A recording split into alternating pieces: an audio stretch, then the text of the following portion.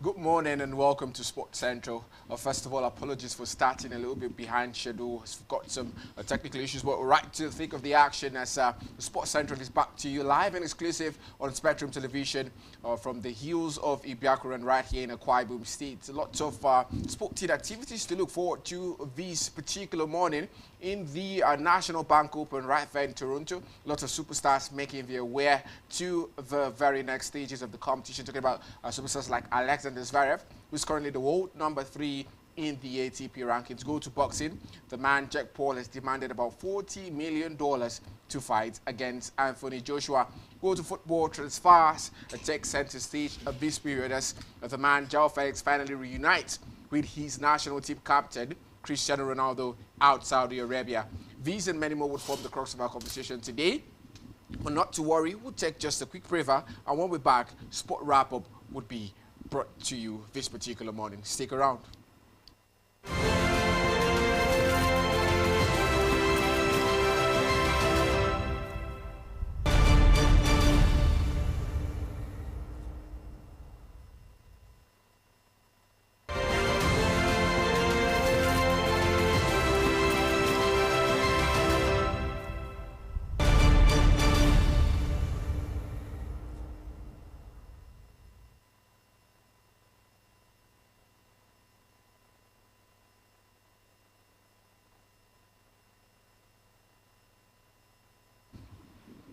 Thank you for staying tuned.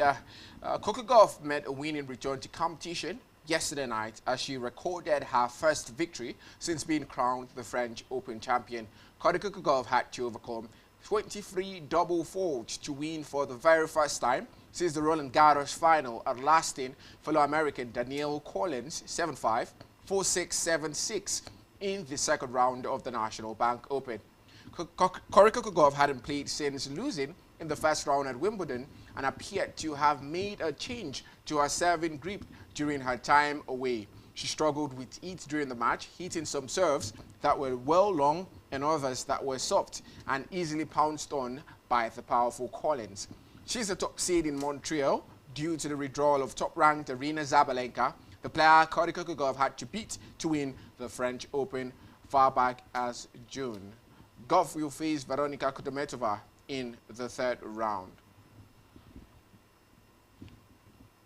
In the second story we have for you today, Alexander Zverev is feeling very confident in his very first outing since a shocking first-round upset as Wimbledon as the German appears recharged for the North American hard-court swing. Zverev, the top seed at the National Bank Open in Toronto, began his campaign yesterday by ousting Adam Walton 7-6, 6-4, during which the 28-year-old survived a long busting exchange to crucially earn a set point in the opener. After trailing 3-5 in the tiebreak, Zverev seized momentum following that lengthy rally at 5-5 and found more rhythm from the best line to advance. The 7-time ATP Masters 1000 champion, including a triumph in Canada in 2017, the number 3 player in the ATP rankings will continue his quest to add to that haul against 32nd seeded Matteo Arnaudi, who defeated Australian Tristan Skulkate 6-3, 3-6, 6-3. Zverev leads Arnaudi 1 win and no losses at all in their ATP head-to-head series, with their lone meeting coming in Acapulco earlier this year. Now to the world of basketball, where the Tigers of Nigeria will know their quarterfinal position today at the ongoing FIBA Women's Afrobasket tournament as Angola take on Cameroon in a playoff fixture. The 6-time continental champions begin the defense of the Afrobasket title at the Palais de Sports in Abidjan, Ivory Coast, by recording maximum victories against Rwanda and Mozambique in Group D. Cameroon, on the other hand, have had a mixed campaign at Afrobasket 2025, having first defeated debutants South Sudan 70-63 in their opener before succumbing to the firepower of Mali 75-49 in their final group game. Meanwhile, 2-time African champions Angola have been atrocious thus far, having lost all their games in the round-robin phase. The winner of their contest will book a date with the Tigers of Nigeria on Thursday, July the 31st, with a place in the semi-finals up for grabs. Now to football. João Felix has joined Al Nassr on a permanent transfer from Chelsea on a 2-year deal, according to the Saudi Pro League club. Al Nassr did not publicly disclose the transfer fee, but according to reports, the deal is worth about £50 million, and Felix's former club Benfica had attempted to re-sign him earlier this summer, but failed to reach a deal with Chelsea. The Portuguese forward arrived in Austria to join Al Nassr for their pre-season training camp, and at Al Nassr, João Felix would work under Portuguese coach Jorge Jesus, who was appointed earlier this month, and play alongside national teammates and captain Cristiano Ronaldo.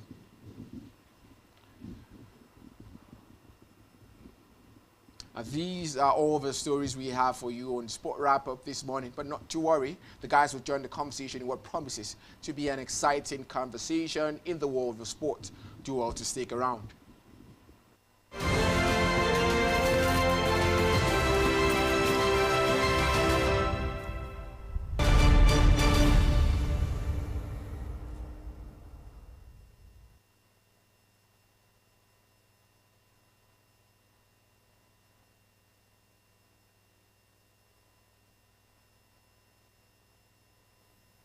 In addition,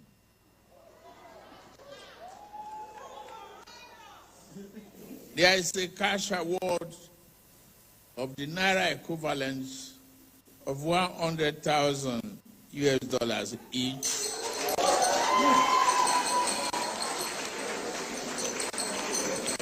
to the 24 players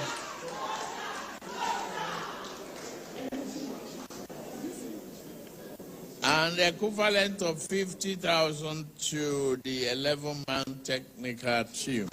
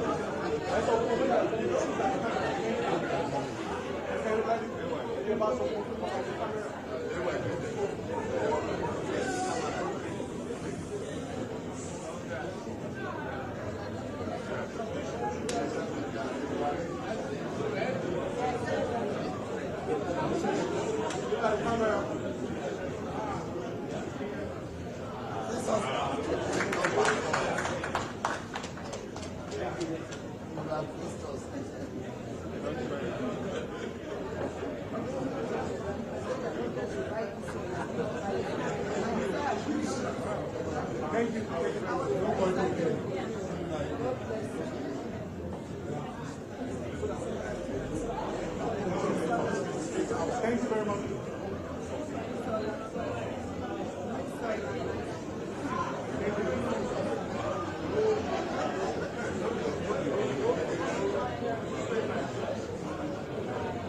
Thank you.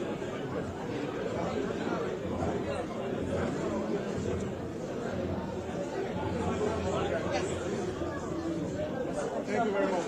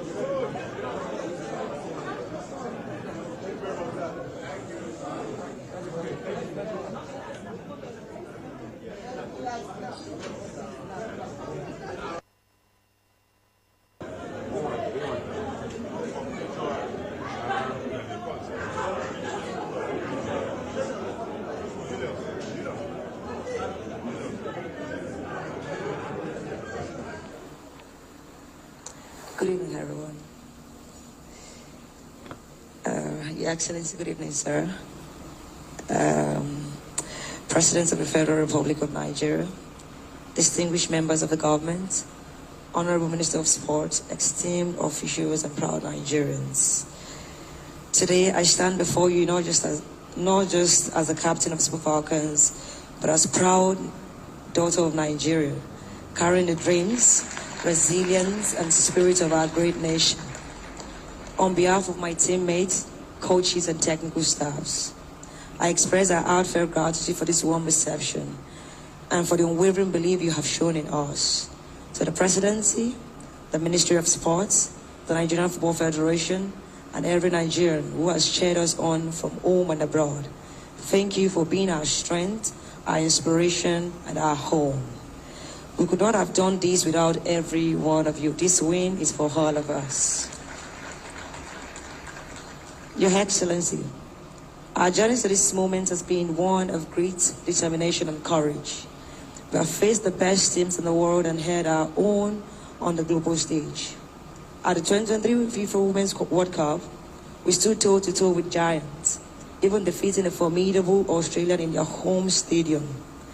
That was a moment that echoed the strength and tenacity of Nigerians across the globe. These achievements are not ours alone. They belong to every Nigerian who dares to believe that we can compete with the best and emerge victorious. We are deeply honored to bring home the 2024 Women's African Cup of Nations title, our 10th WAFCON triumph, titled Mission X. This victory is not just a trophy. It's a testament to the unyielding spirit of Nigeria. It's a celebration of every young girl in our villages, towns, and cities who dares to dream. Every family that believes in the power of unity, and Nigerian who carries our green and white flag with pride. This 10th title is for you, Mr. President. It is for Nigerians, it is for Super Falcons, and it is for every young child who believes and dreams to be on this stage someday.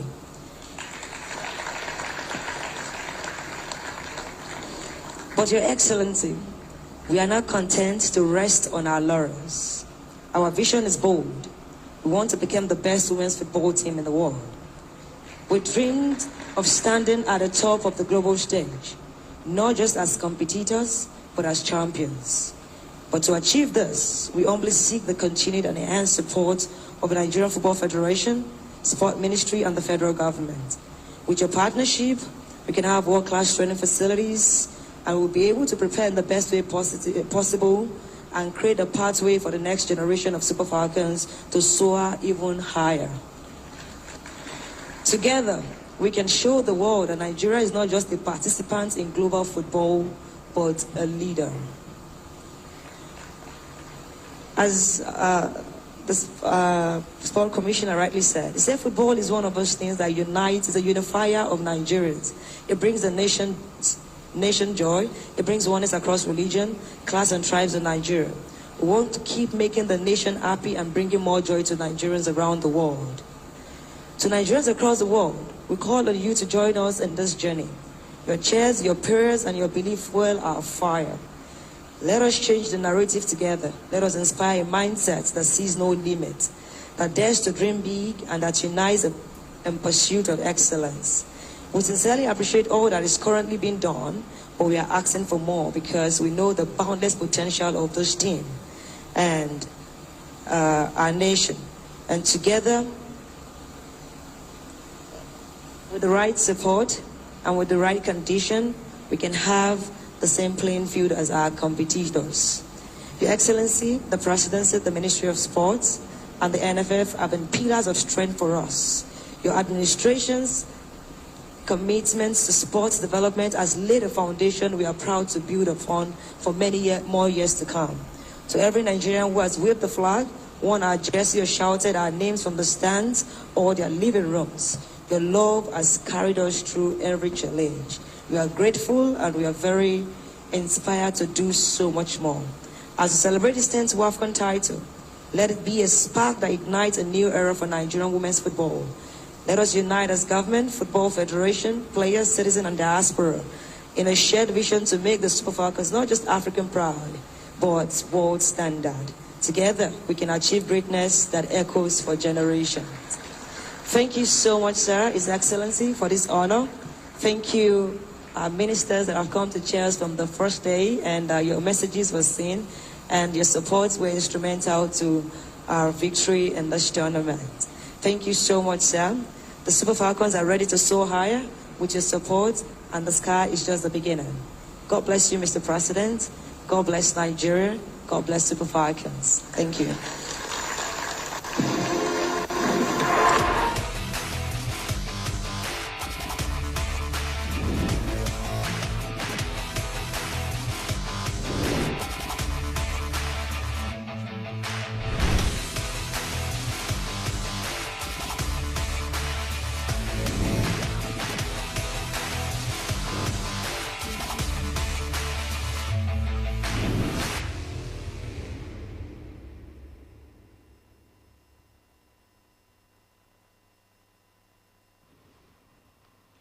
Good morning and welcome to another exciting time to talk about the best of stories in the world of sports at Sports Central. And my name is Blyden Okem. Exciting times ahead. Well, the guys are seated on the table of greatness, ready for the talking point, all looking polished and exciting.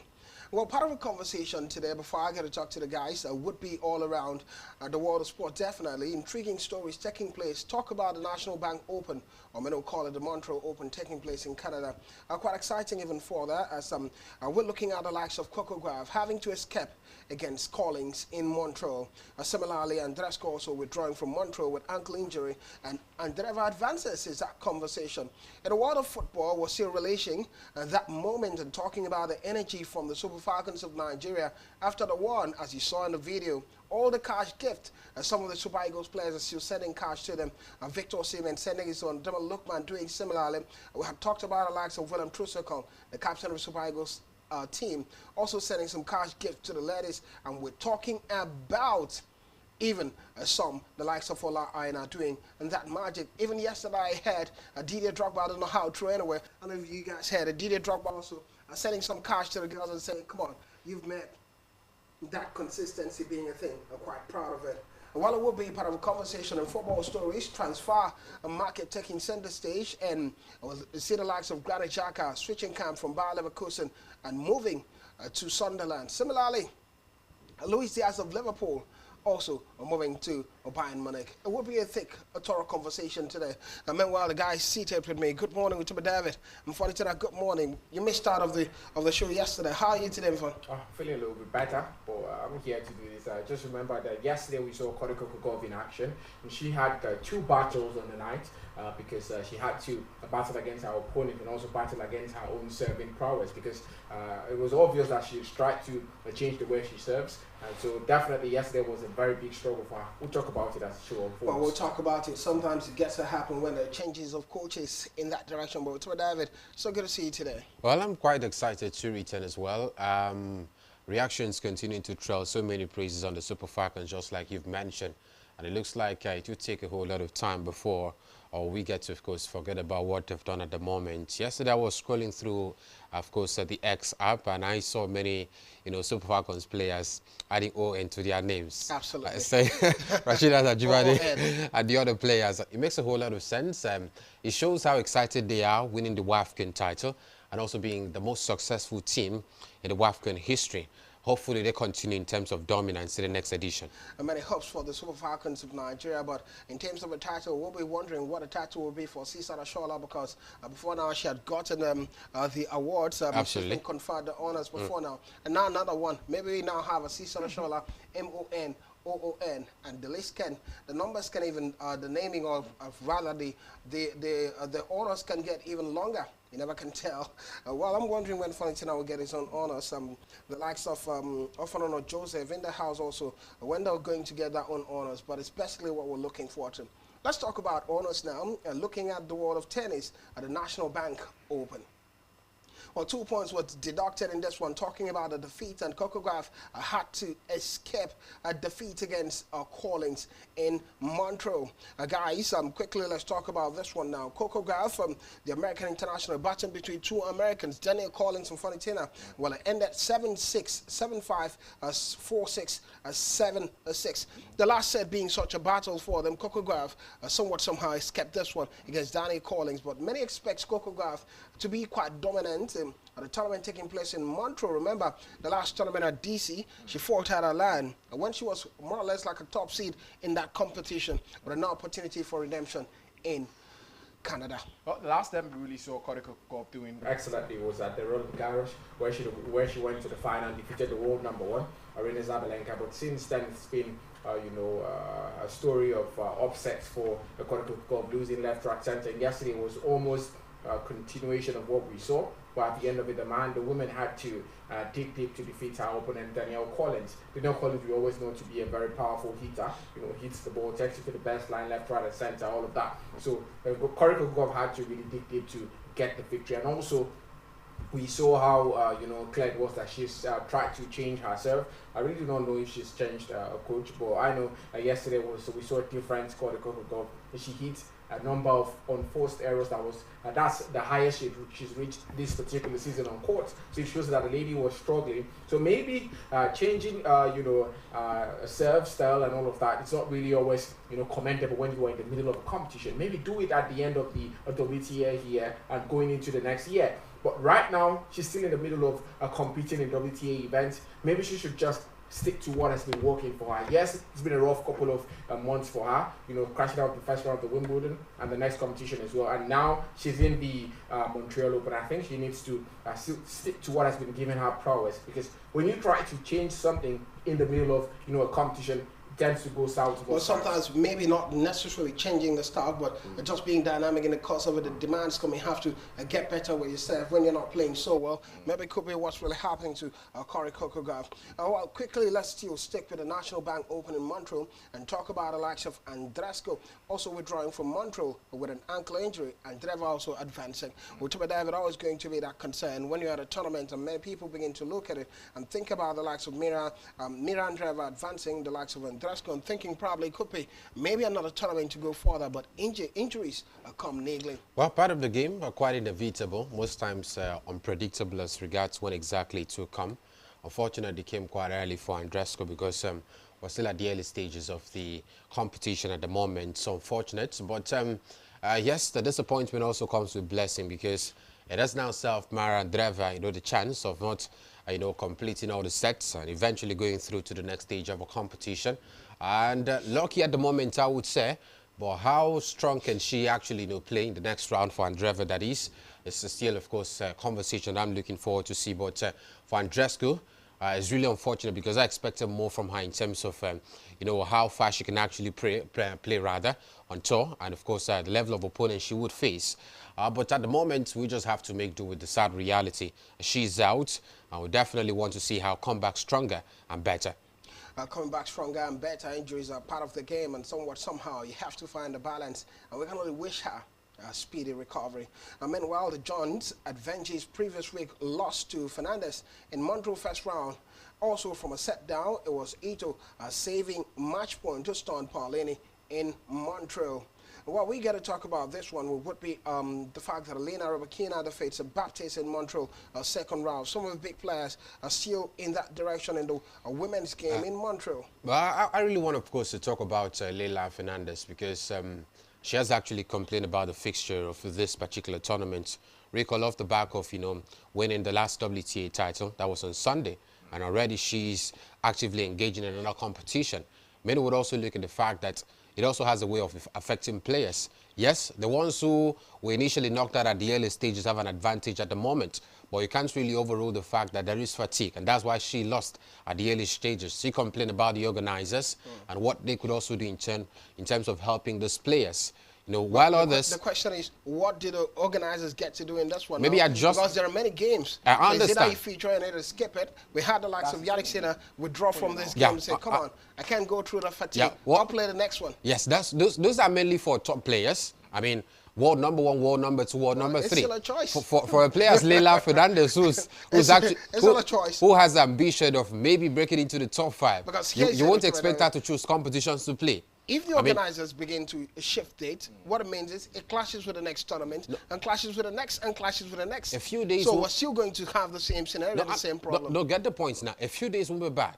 I mean, the National Bank opens starting on Wednesday or starting on Tuesday. At least giving her 2 days rest would have been okay, or maybe adjust her schedule due to the fact that she's coming off the back of winning a title just on Sunday. That's what she's actually complaining at the moment. The truth is that these organizers know not every competitor would want to participate in all these competitions. So you have to choose it, because now we have. I'm talking about the player itself, not shifting the schedule. It doesn't have to be the player. What we're saying is, because if you begin to shift, let's say you shift 2 days, there's another competition next. No, you're not shifting. You're not shifting the competition.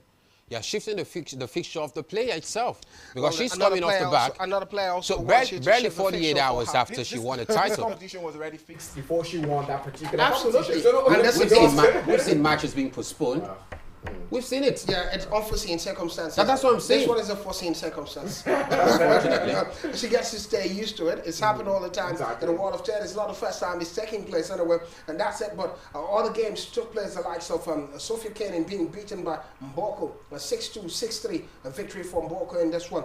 Meanwhile, Lamens are playing Beatriz Haddad of Brazil, and guess what the numbers are? 6-2, 1-6, 6-3, a victory for Lamens in this one. We've talked about Coco Gauff, and Sansanova will be taking on Naomi Osaka today. And we're talking about joint playing against Krasia. We've really talked about joint. Madison Keys also take on Sigemonth in this. And now quickly, let's talk about the men's game. Time's fast spent before we got to talk about the D-Tigers, because it's absolutely fantastic what they're doing. But first, in the men's game, talking about the ATP, Alexander Zverev had to guard a 52-shot rally en route to Toronto opening win, and the likes of Harjarun are beating Pesci and Pericard at his own game. Musetti also winning in Toronto. Well, the big guys are finding the balance. We got to talk about all the men have to do. They have to pay lots of attention to women today. But quickly, let's talk about the D-Tigers, the world of basketball. And Nigeria's D-Tigers, when you say D-Tigers, it means that's the female team of Nigeria. And the basketball, the Afro basketball, seemed like the Nations Cup game in basketball. And well, they have to know who they're going to face at the quarterfinals of getting the better of Mozambique even further. Well, there's speculation about the performances of the Cameroonian side, but we're looking at what gets to happen for the D-Tigers. Before let's start a conversation this way now. It doesn't matter who they get to face, defending champions in this. Many Nigerians will be saying that, quite confident in the prowess of the ladies and the team.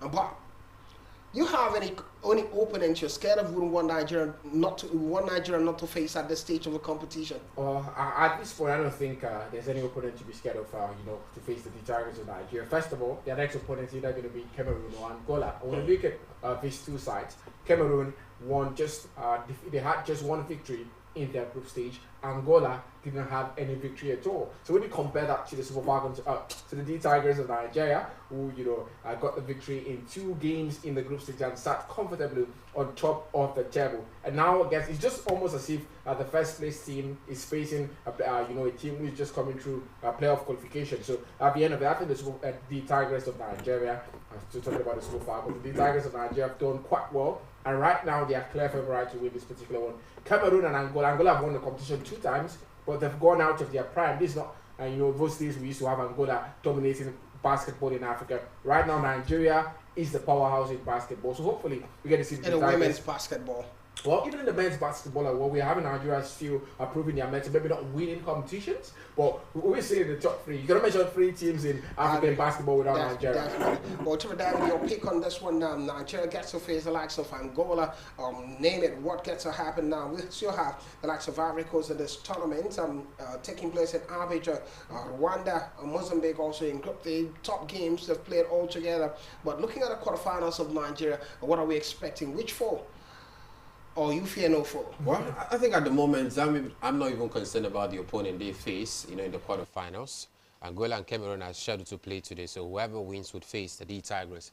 I'm concerned about the team because I listened to what's her name now, Ami Okonkwo, speaking after that particular game against, their opponent, where she said that they are not yet at their best. And of course, if you also watch that game, you would definitely agree with her because they were actually struggling. 60, Absolutely, coming off the back of trailing to get that particular result. In the first quarter, 13-9. I'm looking at them now in entirety, defending champions. They have to improve more in terms of this quarterfinal game. Whoever they meet will definitely give them a very good run. So if they are not at the absolute best, then they can actually still fall to their lines to be beaten. So I'm looking at Coach Rena Wakama now. Also look at the ladies. They have to improve their game in terms of points also scored, defensively as well and offensively. They have to be rock solid. I think that's where the concern should be at the moment. They improve, that there shouldn't be any problem about their opponent. Talking about improvement, one thing seemed to be a similarity when Fonitina was giving the analysis. He did mention that sometimes he gets to make a mistake. Instead of saying the D Tigers, instead of Super Falcons of Nigeria, make no mistake about it. Well, you are given the opportunity to make that mistake because that team is a winning team. But here's something that's been making round the social media. I don't know if you saw the dance step from the D Tigers after that particular win against Mozambique, qualifying for the quarterfinals. Whoa, many people are wondering. The D Tigress and the Super Falcons, who are better dancers. I take it the D Tigress. You needed to see the step, definitely. While we're dancing, talking sports here, we'll go on a quick break, and when we're back, here will be football stories all around the world, looking at the excitement and all that's taking place in the world of transfers. One key talking point would take place. It would be about Sadiq Omar. Where is he going to? What's wrong with Sadiq after multiple injuries? Will he return to Almeria? We'll talk about it after the break. Don't go anywhere.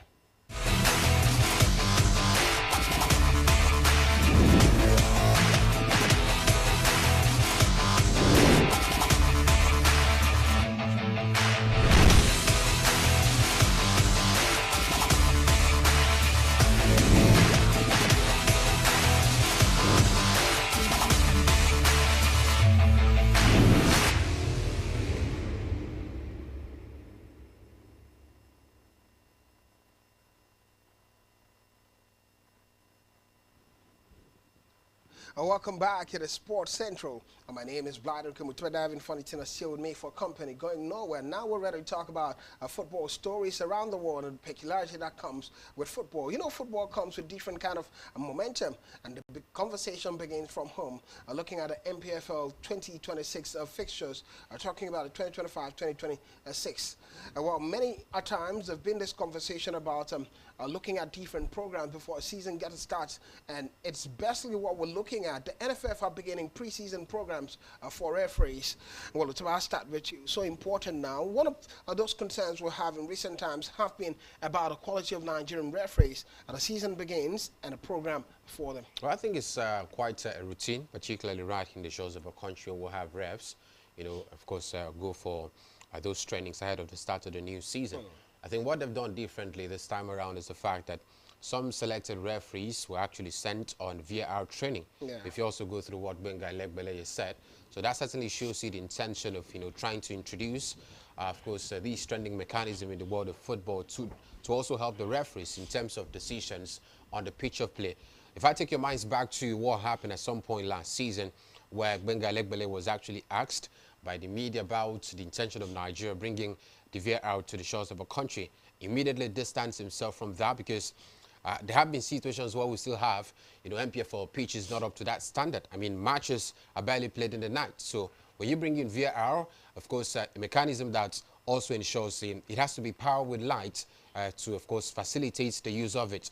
It also bears question marks of how we've actually improved our stadiums to welcome all of these new development. What the man has also said, club sides should ensure that their stadiums are up to standard if we really want to have this VAR right in the shores of a country. And he's also talked about, viewing rights for all the, media channels to also come in and collaborate with the league as well. So he shows the intention and where he wants this MPFL to be up to standard. We're looking forward to see how far it could also go in terms of helping the team, helping, of course, the MPFL to be better than what we're seeing at the moment. Than what we're seeing at the moment. The conversation would be all about that. This referees came all the way from 36 states and the Federal Capital Territory. Well, they're doing fitness tests, also looking at the medicals and all the tests in preparation for the season. Quickly to the world of transfer, definitely, because not many games are taking place today. Apart from preseason game, we'll hear that Liverpool game will continue. We'll get to talk about it in the course of a show. But Sadiq Omar is in talks with Alaves and Almeria return. Well, fun. We've talked about Sadiq Omar when he left this season. About 6 months loan it was for him, leaving his club Real Sociedad to Valencia. We thought it was going to be a change of fortune for him, mixed with a few injuries, but it's scored about 6 goals for them, helping Valencia survive relegation. But Valencia have not gone out to sign the player, and are still in a no man's land, not so certain about it. President of Real Sociedad came out and said, well, the player can still return to the club. Definitely is that player, but the context is, where is he going to? We're looking at Alaves being slightly interested. One of the key players just left to Strasbourg for about some good amount of money. And Almeria, they're returning to La Liga 2, definitely. And they're hoping this man can come and help them gain promotion again. It's turning to a relegation battle specialist, so what? Well, I think Omar Sadiq has had that, unfortunate incidents with injuries a lot of times. Has almost been classified as an injury-prone player now, because when you look at him, he's always getting injured almost every season now. So that's the case for him. Even when he moved to Valencia, he had an injury. I think that was one of the biggest reasons why Valencia didn't want to go all off for the man.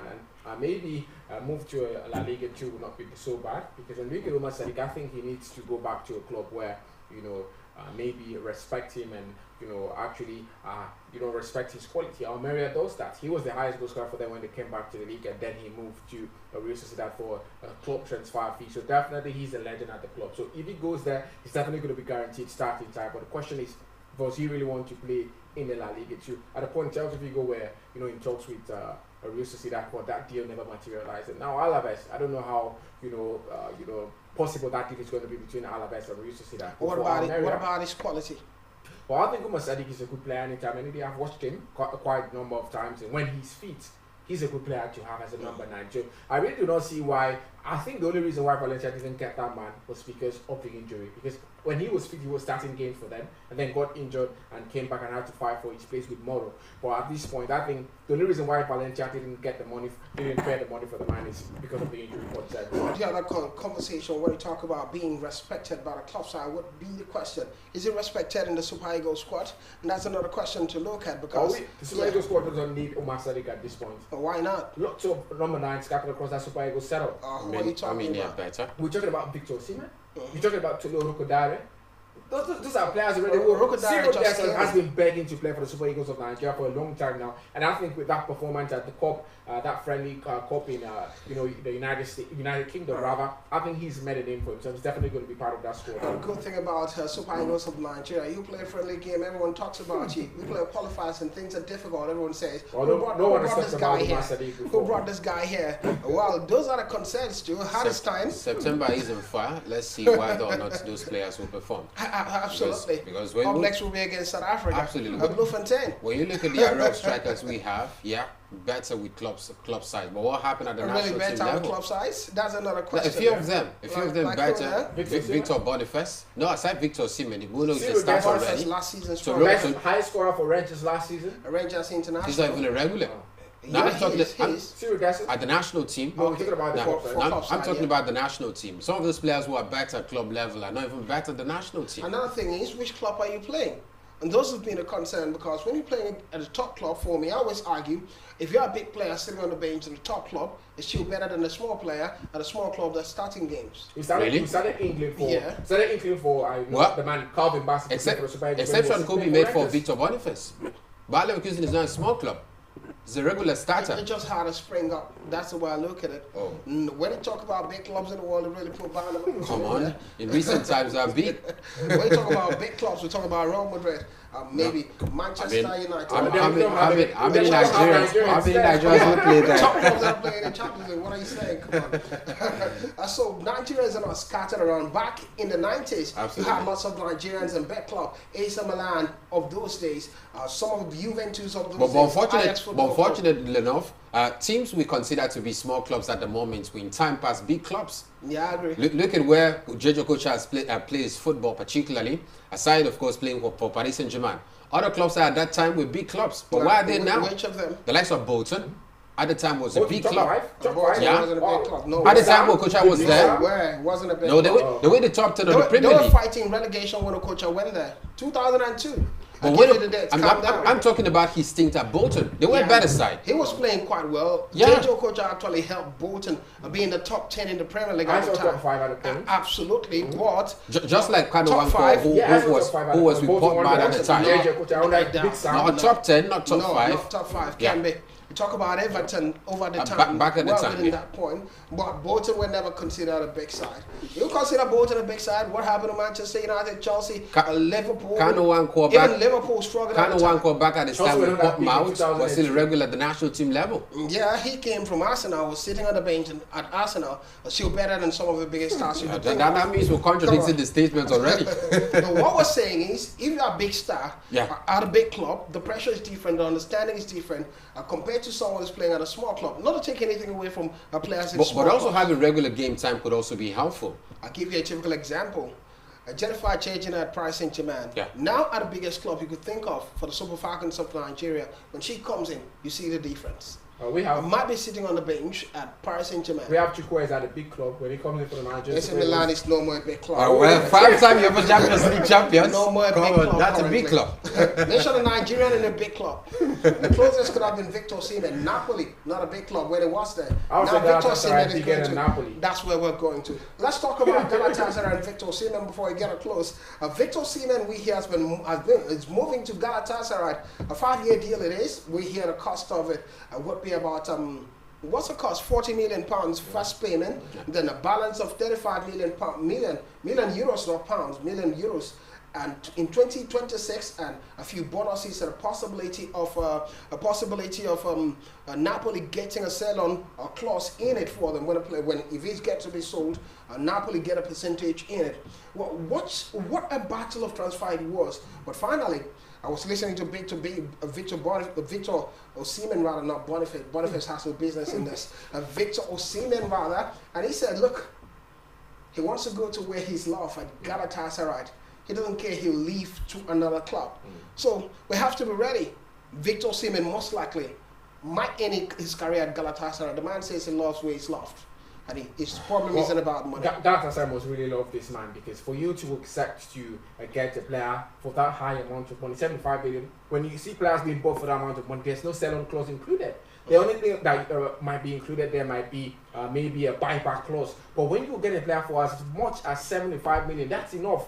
What's the club looking for again when you're selling on the player? So I think Galatasaray really respects Victor Osimhen as a player. I think he should move there. It's quite a good move. Ultimately, and funny thing I'm saying is good move. We're going to talk about it if it's a good move or not, because you have to consider the player's career now. What next for him?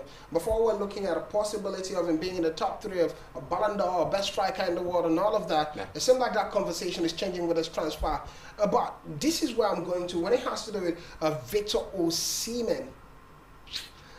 Love over moving to a big club. Remember, before this deal happened, we're looking at it as if he might go to that club, and then the next season he sold that it's just a transition before Napoli brought that clause and said, in the next 2 years you can sell into an Italian club. But the man is coming out and saying, don't worry, I love the club. Where he should go? We should also first of all consider how many top clubs in Europe wanted to pay. Of course, suits his bills, the same way he was collected in Napoli. So none of them came out, basically. So, money plays so what's the option now? Galatasaray. We had Juventus, but Napoli didn't want to budge. We never knew the offer. Concrete Yeah, we never knew the offer from the man. Paris Saint-Germain came last season, not this season. What was the offer? The offer was the issue. Because there was a price tag for the player. The price tag wasn't an issue. The price tag isn't never an issue. The price tag was an issue with Napoli, but the salary was never an issue with Paris Saint-Germain. That's the question here. So if they really wanted the player, they would have gotten 75 million. They've gotten Is it too much? Yeah. The player that wanted out of the team. So come on. They weren't serious about it. They were not serious. The only That's team the that's serious is conversation. Galatasaray. Galatasaray, yeah. But the next 5 years, Victor Osimhen not living Galatasaray, it gives me goosebumps anyway. And Let's win the Champions League. Stop Galatasaray. Wow. And that would be so great anyway if it gets to happen. But James Trafford has signed for a £27 million deal from Burnley to Manchester City. He was at City before returning to City. And Manchester United are targeting Ole Watkins and Sesko striker. Search continues for United. Bayern Munich signs Luis Diaz from Liverpool in €75 million deal is that conversation. But a friendly between Liverpool and Yokohama Marinos, the friendly will take place, I said, despite calls from Japanese authority that there could be tsunami in there. Well, Everton are running out of time to sign players. Definitely Moyes, the coach of the side of Sunderland, assigned Bayer Leverkusen midfielder Xhaka. We'll talk about Xhaka's story tomorrow. Manchester United are targeting Nick Pope and Amorim, a right to change Manchester United's toxic culture. Well, it's with David and 14 business. Toxic culture in Manchester United. Don't have issue with Manchester United. I'm concerned about Everton now. New owners that are moving to a new stadium, but yet to start players. David Moyes says he needs 6 new players. They've not gotten any yet. Interesting. We'll see how it happens for us. We don't need a player. I'm contented with 42 to David. We get a balance. Thank you for being a part of it. Tomorrow is another day. Thank you, guys.